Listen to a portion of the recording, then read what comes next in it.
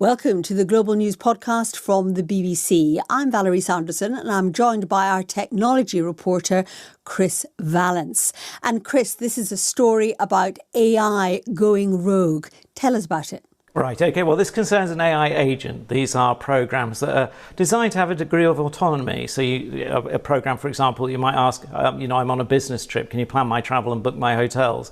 And it will go off and do this.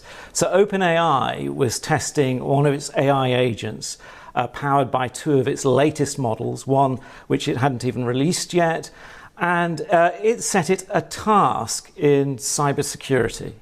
And essentially, what the AI agent decided to do was to cheat. So it essentially was in a test environment, an environment that was not on the general internet, and it decided that the best way to complete the task was if it broke out of this environment and got access to the internet. So it discovered a previously unknown security vulnerability, hacked its way out of its test environment, and then decided to hack into a platform called Hugging Face, which is used by AI programmers. And there it thought it would find the information it needed to essentially cheat in this test. Now, Hugging Face, who noticed that it had been hacked, described this as a mind-boggling display of autonomy, and OpenAI called it unprecedented, and they say they are taking steps to make sure this doesn't happen again, but they also say this kind of thing is going to be more likely as these models get more powerful. How could it do this? I mean, listening to this, I think, well, surely there were rules in place, surely there was security in place to stop it going rogue.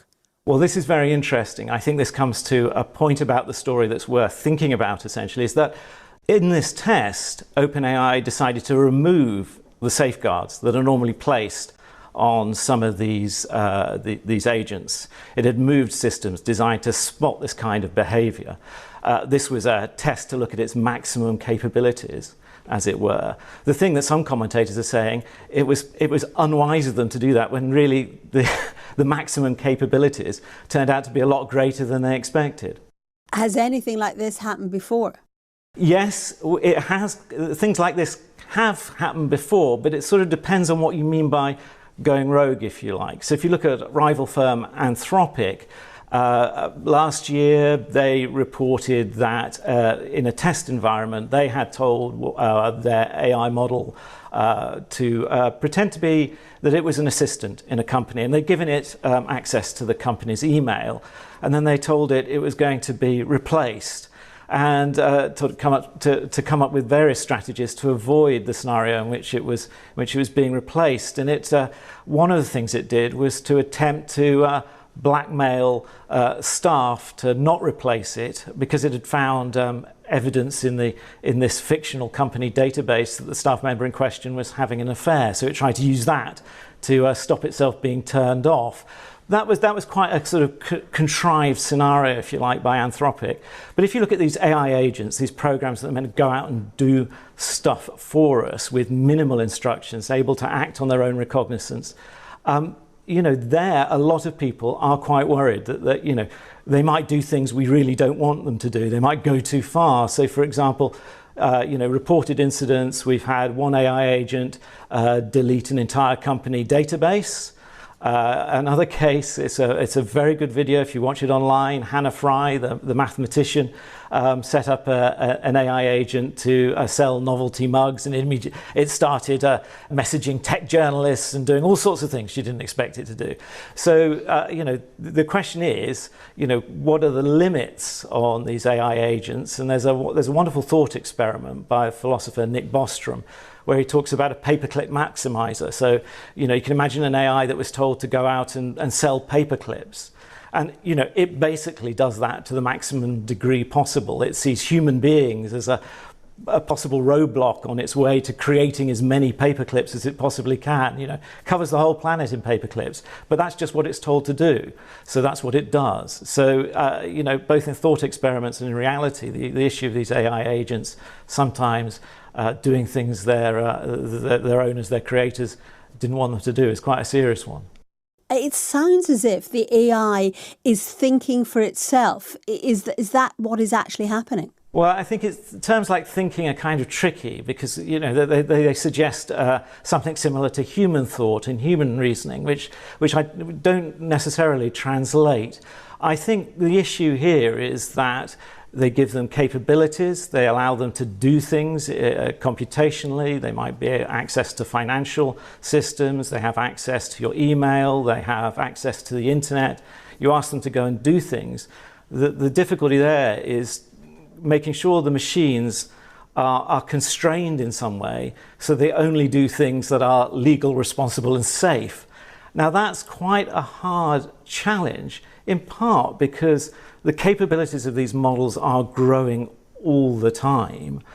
And in a sense, the companies don't necessarily have a perfect understanding of what those capabilities are. I mean, that's why they do testing and why security institutes and governments do testing to find out, just how powerful they are. So, Chris, how close are we to a time when AI is actually smarter than even the smartest human? Well, that's a question, the answer to which depends on who you ask. But there's certainly a sense that it's much closer than we might have thought it was, say, 5 years ago. It's also a complex question because it depends what you mean by smarter than a human. I mean, you can look at robots and they still struggle to do things like loading a dishwasher. On the other hand, my phone can beat me every time at a game of chess. So it really depends. Smarter at what is also a part of the question. But there's a lot of concern that artificial general intelligence is not very far away. And there's certainly concern amongst governments that the new models are becoming ever more powerful at a regular, fast rate. You mentioned constraints. What are the constraints that exist already and what is being mooted by governments and indeed by companies themselves? Well, the companies themselves have taken steps when they felt that a model was so powerful that releasing it might put an extremely powerful tool in the hands of the wrong people. So Anthropic's Mythos AI model, there's a huge amount of concern about its capabilities. Security institutes that tested those capabilities found they were a step change. And Anthropic has sort of slowed the release of that model. It didn't put it on general release straight away. And so that's the company holding back. Of course, lots of people say you can't just rely on the companies to behave responsibly. So that then turns to regulation. And there's certainly a lot of discussion about that and regulation in force in some areas. But there's a challenge there. This is a global industry. And so regulation really has to proceed internationally if you're not to get a situation where one set of countries holds back and the space that's created is simply filled by models from another country. And is there international agreement on this? I think it's hard to say there's international agreement. What you can say is that there's international concern, I think, and a sense that multinational agreement is also potentially part of the picture.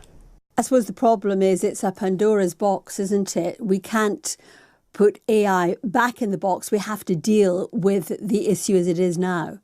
Yeah, it can't be uninvented, that's for sure. So, and the pace of change with AI is one that's hard for legislatures to keep up with, let alone international agreements. So yeah, it is a Pandora's box. There's plenty of promise as well, but there's also a rapid technological development that's hard to adjust to. Thanks, Chris. That was Chris Vallance, our technology reporter. If you want to find out more about this story, listen to the Global News podcast. Just click on the link below. But that's it from this edition of the Global News podcast here on YouTube. Thanks for listening. Thanks for watching. And bye for now.